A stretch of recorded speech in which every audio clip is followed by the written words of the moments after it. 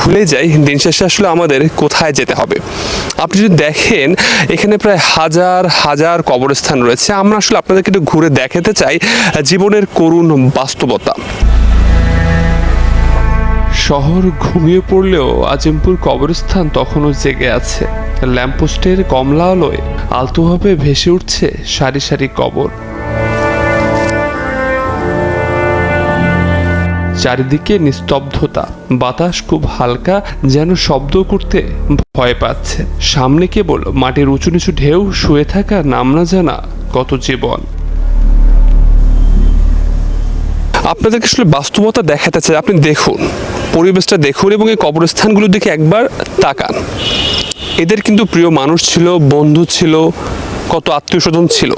কিন্তু আজ দেখুন, এই রাতের বেলা গভীর অন্ধকার, এদের পাশে কিন্তু কেউ নেই। আপনার বেলাও কিন্তু ঠিক একই ধরনেরই ঘটনা ঘটবে।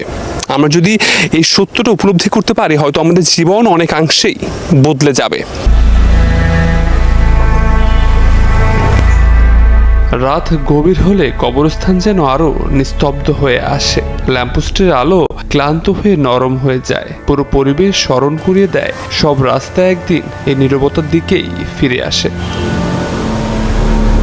অনেক তরুণের এই ভুল ধারণা রয়েছে তারা হয়তো বৃদ্ধ হলে মারা যাবে, কিন্তু বাস্তবতা হলো আমরা কবরস্থানে এসে দেখতে পেয়েছি অনেক তরুণ কিন্তু এখানে ঘুমিয়ে আছে।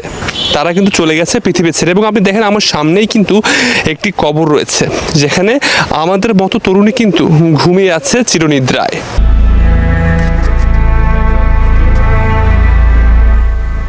কবরস্থানের মধ্য দিয়ে হাঁটতে হাঁটতে মনে পড়ে সব দৌড়ঝাঁপের শেষ গন্তব্য এখানে। এটাই জীবনের শেষ চিহ্ন। আবির হোসেন, নিউজ 24, ঢাকা।